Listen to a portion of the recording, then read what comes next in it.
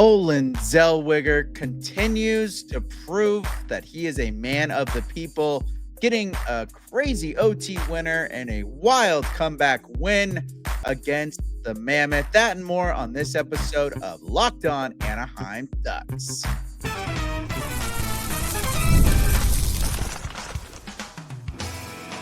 You're Locked On Ducks, your daily podcast on the Anaheim Ducks, part of the Locked On Podcast Network. Your team every day. Hello, everydayer. I'm Kyle Carr. Welcome to Locked On Anaheim Ducks, part of the Locked On Podcast Network, now the #1 sports podcast network. Today's episode is brought to you by FanDuel. Download the FanDuel app now by visiting FanDuel.com and win $300 in bonus bets if your first $5 bet wins. If you're a first timer, I've been a long time Anaheim Ducks fan, and I've spent multiple years covering collegiate sports, including college hockey. And here on Locked On Ducks, we are talking about the Anaheim Ducks all the time, every time, all day, every day. Well, not all day, but you know what I mean. We got lots to get into as the Ducks had a very, very interesting weekend and a not so fun road trip for the Ducks. Also wondering, is Mason McTavish possibly on notice with Coach Quenneville? We'll get into that a little bit later. First, I want to get into the man, the myth, the legend, Olen Zellweger, an absolute bulldog this year who's been setting the tone for the boys. And tonight against the Utah Mammoth gets an absolute beauty of an OT winner. That's an overtime winner for those of you not into the acronyms. This game was this was an interesting one for Anaheim. A little bit of a rough start for the Anaheim Ducks. It was so helter-skelter for the boys, kind of just chasing the puck, couldn't really get things settled, and Utah would just eat up minutes setting up in the zone. It was even mentioned on the broadcast that the key of the game was to break up the cycle game of the Utah Mammoth, and my goodness, can they cycle that puck? They get it in, and they just start mixing it around, not really getting a lot on net, but it gets the boys tired and just opens up those lanes. Led to some one-timer goals by the Mammoth later in the game, but the opening period of this saw the Ducks kind of not in control. They were getting more shots, but they were kind of just, center of the chest, not really going anywhere special. And finally, Jackson Lacombe gets his first of the season, which was good. But it was the man, Olen Zellweger, this whole game that I felt like he was sticking out before he even got the OT goal. He was so active this whole game. He's been throughout this season. He's been trying to get shots through, trying to get pucks on net. He's been involved in the rush, ends up sometimes down low, basically as a fourth forward. He's been so hungry this year. And this game was a great example of that. He was always up there trying to get some shots through the point. Then he had some crazy plays where he's down low in the slot as that kind of bumper player.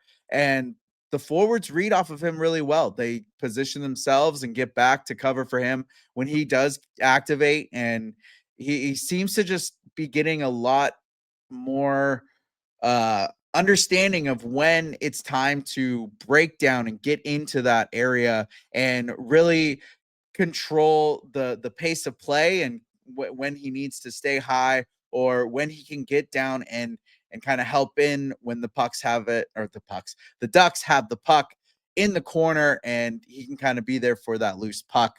And this game, my friends, he was just slaying it. He was in there. There was a crazy breakaway chance by the Mammoth. I think it was Logan Cooley. I was trying to look up the play afterwards, but I want to say it was Logan Cooley that was in and just had a crazy toe drag, almost gets it in on Dostal, and Zellweger comes and helps make sure it doesn't go in by just clearing him out of the way. Luckily, doesn't really shove him into Dostal. I was a little worried at first that he was about to plow him right into Lukas Dostal, but Zellweger comes in from the right angle, gets him out of the way, ends up being a no goal for Utah, which would have given them a 2-goal lead.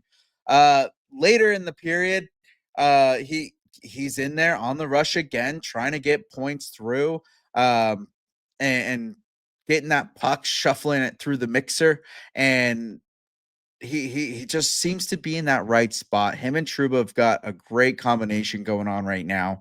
And then in the OT, crazy hands by Zellweger, and he just read it so well. The Utah Mammoth had possession pretty much that entire overtime segment. The goal was scored around with like 3 minutes and 15 seconds ish left in overtime. So pretty much 2 minutes, 2.5 minutes was all Utah that whole OT. And finally, the pucks, why do I keep saying the pucks? The Ducks get the puck, and Killorn has it, gets it down, he gets it to the other end, delays, and hits he hits Beckett Seneca, who's kind of the trailer. And you think Seneca's going to shoot it, but he actually moves it right over to Olen Zellweger. And Vejmelka on the Mammoth was playing his position extremely aggressive, way out of position, leaves Olen Zellweger all alone, who just little deke puts it into an empty net. And at first you saw like he almost went back to Killorn and just saw that he had the daylight and took it, and boom, Ducks get the OT winner. And the reason I was saying at the beginning there that he just proves to be a man of the people, the way that the Ducks came off of that, off the bench after that OT winner, and the way they're celebrating. Even Alexis Downey on Twitter said, I've never seen this team celebrate someone more than the team did after Zellweger got that OT winner. I think he is just a lovable guy. He's in there battling every day. He's always putting in the extra work, putting in the extra minutes. He's out there stick handling by himself after practices. He's out there after warmups, before warmups, comes out. He just is such a dedicated professional. And he has been in the muck this whole season for the boys, and especially the last few games. He was involved in all the scrums that he's out on the ice for. He's causing ruckus. He's getting in the face of people. He's getting under the skin of guys. Like, he is not afraid to get involved. And I think the guys have been recognizing that. And he just has the admiration of the team.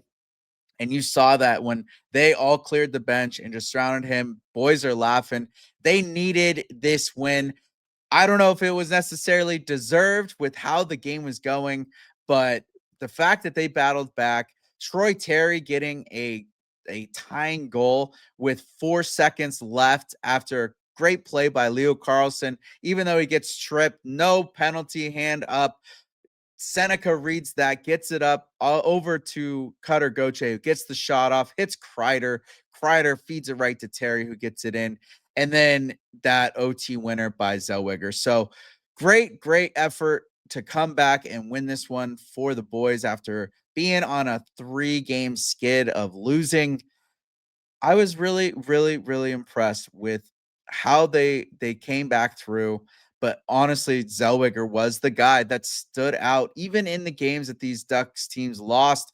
I felt like Zellweger's been there. He's been a heart of this team, and he shows it through his dedication. And now the team is absolutely thrilled to have him, and they're just all about him. That goal gave Zellweger his second of the season. He now has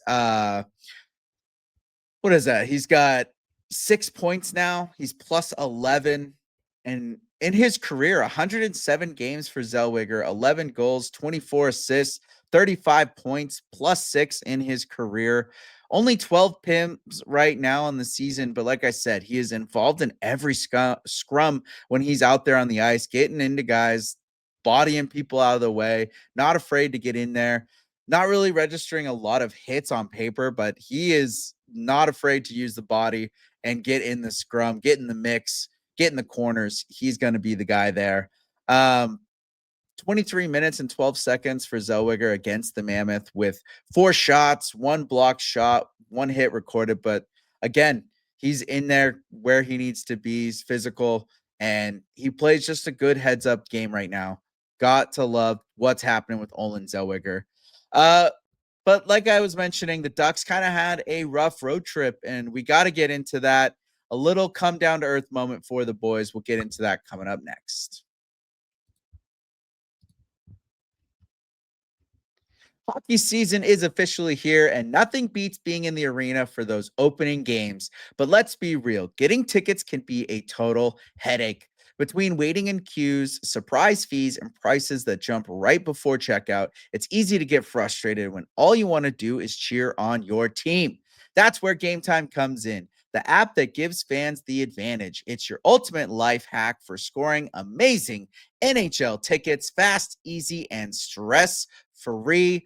I recently used Game Time to grab seats for the Winnipeg game, and it couldn't have been simpler. I had great seats in minutes up in the club, hanging out in the club. Take the guesswork out of buying NHL tickets with Game Time. Download the Game Time app, create an account, and use code LOCKEDONNHL for $20 off your first purchase. Terms apply. That's code LOCKEDONNHL for $20 off. Swipe, tap, ticket, go.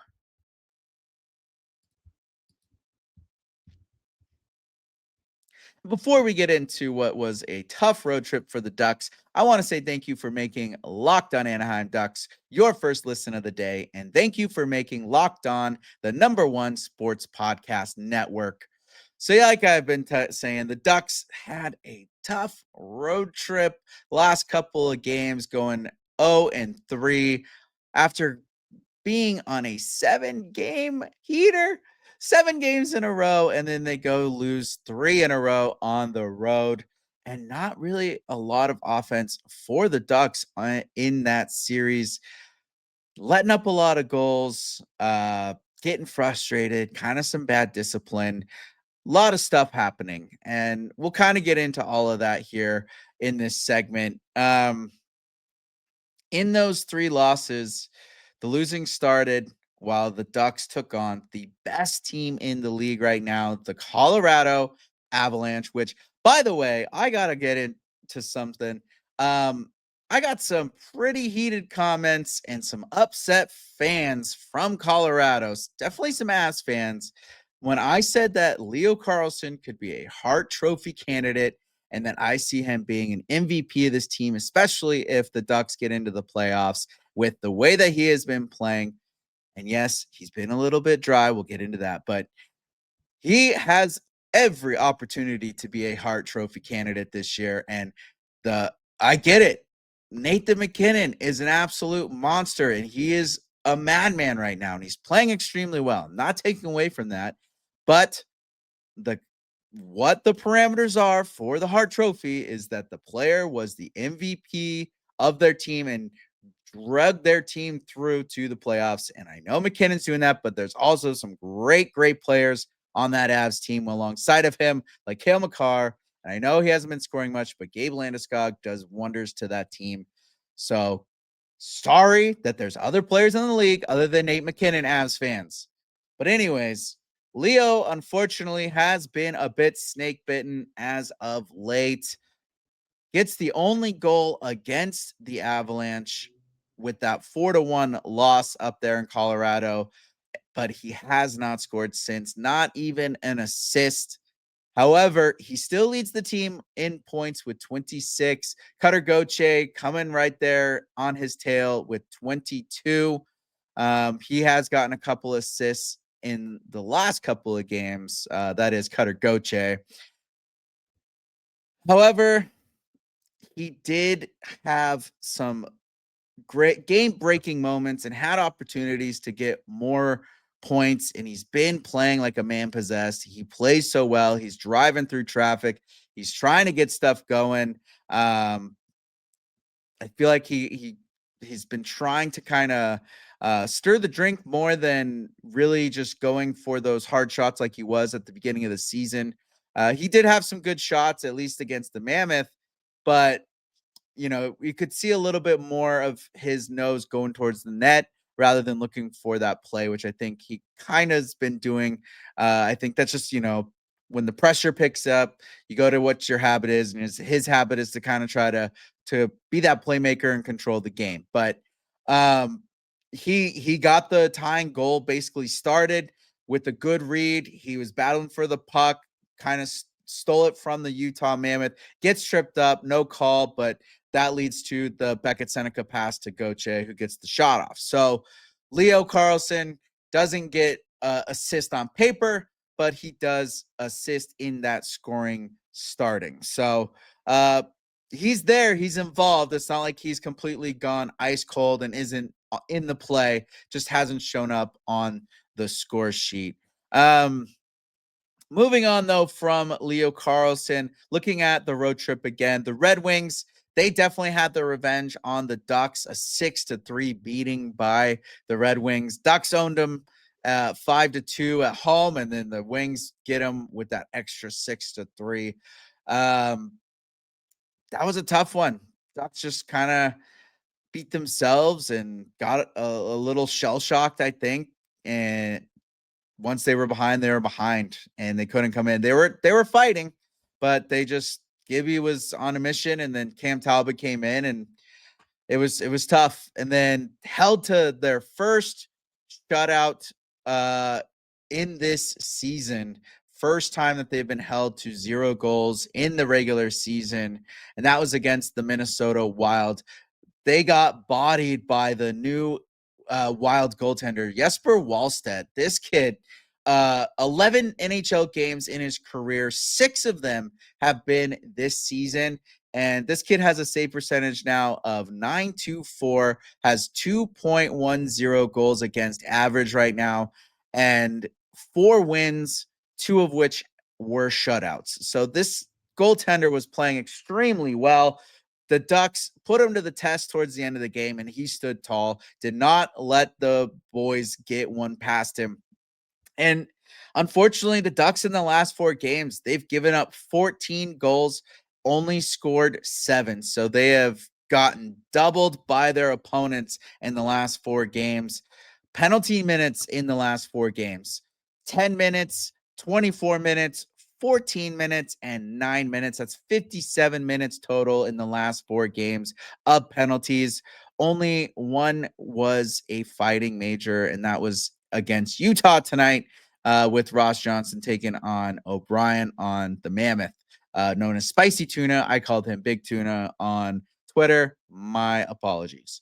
But penalty minutes against 41. So nearly almost 20 more minutes worth of penalties. That's 10 penalties more than their opponents. Not looking good. Some bright spots, though, in this little unfortunate skid. Beckett Seneca, now 13 points in 19 games of this season played, 6 goals, 7 assists. So the kid keeps being active. Huge assist on the game winner against Utah tonight. And he's been playing really well. I really like the way that he's been playing, getting a little roughed up out there for sure, not getting calls really going his direction. That I don't like to be the guy, pointing the finger at officials. The Ducks need to work on their discipline, but it does seem like they're kind of letting the kid get roughed up, and not a lot's been going his direction. Maybe there's a little, he looks a little floppy. Let him get through it, but I don't. He seems to be playing really hard and staying as strong as he can on his skates, and he's been getting rocked up. So something to keep an eye out. But someone that I have noticed has been a little bit rough around the edges the last few, and seems to be, getting a memo from the head coach, Joel Quenneville, and that is Mason McTavish. Is he possibly on notice? Let's find out after this.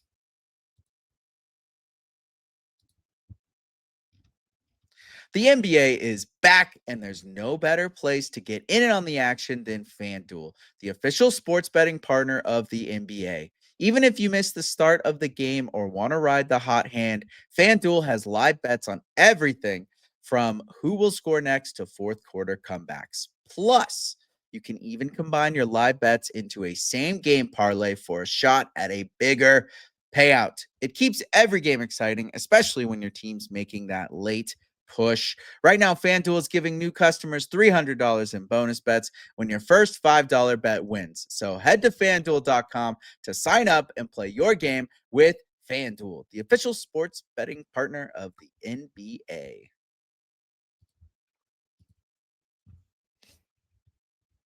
So Mason McTavish, this guy, tonight against the Mammoth, found himself on the fourth line by the end of the night. Getting replaced by Jansen Harkins. So you have Jansen Harkins with Seneca and Cutter Goche, Beckett Seneca, that is. Mixing up the names here. But I don't know if this was just Quenneville trying to kind of spread the offensive load, trying to, get maybe some more chances down low, getting McTavish with Ross Johnston, getting a little bit more of a physical line going like that. But I think it's kind of like a, hey man, we need a little bit more out of you. Like we need a more consistent Mason McTavish. I think he's a little bit on blast right now with Coach Joel Quenneville. McTavish has only 3 points in the month of November. That's 9 games so far. There were 10 games in October, and he had 8 points. 3 points in 9 games, 8 points in 10 games. Little bit of a dry month for him. He's been pointless since the Winnipeg game at home, which was November 9th. So no points on the road trip, no points against Utah here at home. -1 in all 3 games on the road trip. Racked up 12 penalty minutes in 2 games. Only 10 minutes of penalties in the 10 games of October. And he got 12 in 2 games. Feeling a little stressed out, feeling overwhelmed. I mean, we've seen McTavish be streaky before. This is not new. And he has these ups and downs where he comes out hard, kind of fades away, and then he comes back hard, and then he kind of fades away. And I think Joel Quenneville's like, yo, we're not doing that. Like, I see what you can do. We gotta get the consistency, because when it comes to playoffs, it's all about consistency. It's a grind. Best of 7 series. Like, you got to bring your best every single game.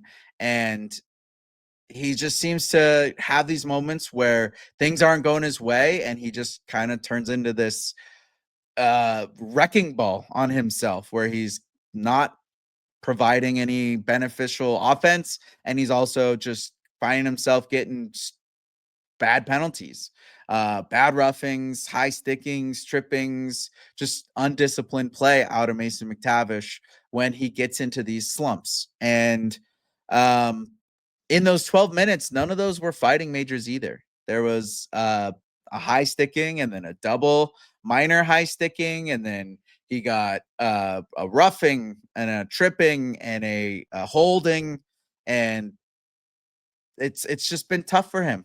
And in the month of October, again, only 5 hits in those 9 games. Had 16 hits in the 10 games in October. He's been up and down in the face-off dot. That's another trend that we've seen before as well. But sometimes he's winning over 70% of his draws in the game, and then the next night he's barely winning around 35% of the draws. And it's up and down. You never know what you're going to get out of him in the face-off dot. He tends to get thrown out a lot. He gets caught cheating, or the wingers or whatever get a little excited on when he's out there. But I do notice that he does seem to get blown out of the face-off quite a bit. And like I said, with this scoring, we've seen the streakiness out of McTavish before. This isn't new, but this is a new coach that's going to demand a lot. And, he is a good players coach, and seems like he's a blast, and people will go through a wall for him. And you can kind of see, I think Quenneville sending that initial message of, you're bopping down to the fourth line. Like, I'm not seeing enough out of you. We're going to give the guys that are working hard that benefit of the doubt and let them go up, which Jansen Harkins has been grinding. He's been working hard, and I felt like he did pretty okay with Seneca and Gauthier, but you definitely want to see McTavish be at his best, because when he is, those guys get a lot more points. He's getting more points. And it's interesting to me, because when you see McTavish go dry, you see kind of Cutter Gauthier struggle. And, when McTavish is on, he sets up Gauthier so much better. I think Seneca gets benefit from him when he's more locked in. Obviously, when your guys with you is playing better, you're going to get better, but he really does drag those guys through the fight when he is playing at his peak. And we have not been seeing peak Mason McTavish the last few games. And now I think finally the Ducks get a nice, pretty long homestand here. They've got a 2-week homestand where they will be home for 2 weeks. So pretty good gaps in between the games as well. That allows the boys to get a little bit more practice time than they normally would during this regular season. Something that Brian Hayward and John Oz were talking about on the Victory Plus broadcast for the Ducks game was how little actual good practice time you get once that regular season starts. And this is some opportunities coming up for the Ducks to really get together and work on some craft. They're home for those 2 weeks, like I said. That's I'll go over the games here in a minute, so you can see where the gaps are in the schedule. But they do have some days where they're not playing for a bit and they're not going anywhere. So perfect time for the boys to get some team building. They've got the Fan Fest coming up for all the season ticket holders to go and do the meet and greets and stuff. So kind of get the love from the fans and do a little bit of the paycheck part of the job. But this is a good opportunity, and I think Mason McTavish has a chance to really take that advantage of having this time. And I think he needs some good mentorship and just reminded of like what he's capable of, and that he's gotta just stay focused and keep playing his game and not get discouraged and start going down the bad discipline train.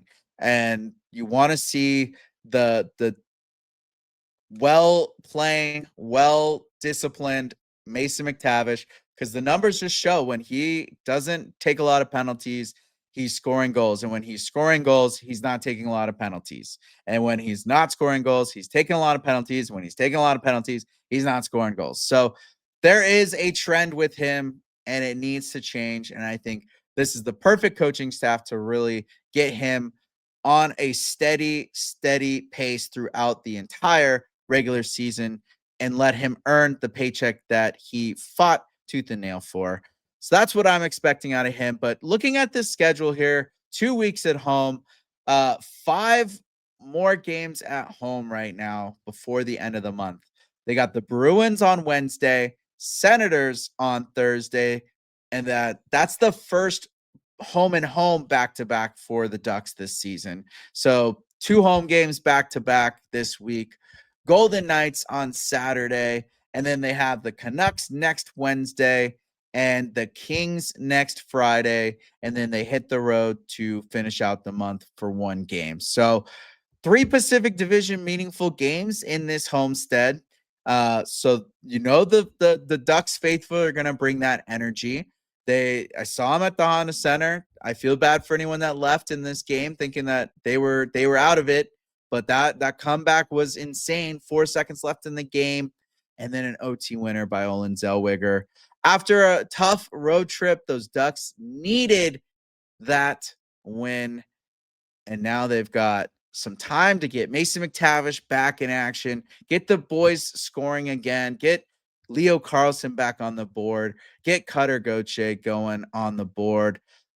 The Ducks are not out of it. They're back on top of the Pacific. They jumped the LA Kings after the Kings jumped them. They're going back and forth, point for point right now. So a lot of big games coming up for Anaheim, but some good quality time at home for the boys, which the doctor just ordered. So thank you for making Locked On Anaheim Ducks your first listen today. For your second listen, check out the all-new Locked On NHL Game Night. Every game, every night, until the Stanley Cup champion is crowned. Get local analysis on a national scale. Find NHL Game Night on Locked On NHL on YouTube or wherever you listen to podcasts. Go like and subscribe to the Locked On Anaheim Ducks on YouTube, wherever you listen to podcasts. And as always, go follow us on social media. And I'm Kyle Carr. Be good out there.